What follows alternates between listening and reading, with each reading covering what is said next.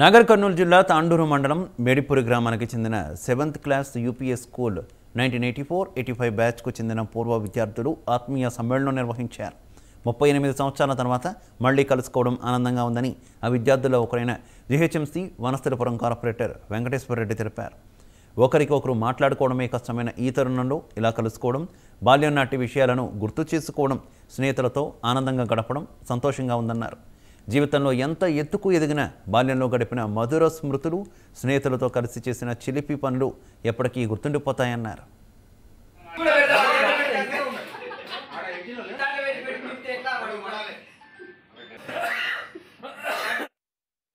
గ్రామంలో ఈ విద్యార్థులందరూ 85లో 7వ తరగతి చదువుకొని తర్వాత ఎవరెవరి పనులలో వాళ్ళు జీవనం కొనసాగిస్తూ వారి యొక్క కుటుంబాలను, వారి పిల్లలను చక్కగా తీర్చిదిద్దుతూ ఇన్ని సంవత్సరాల గ్యాప్ తర్వాత కూడా కలుసుకోవడం అనేది చాలా ఆనందదాయకం. దాదాపు 30 మంది స్ట్రెంత్ ఉండే మా దాంట్లో.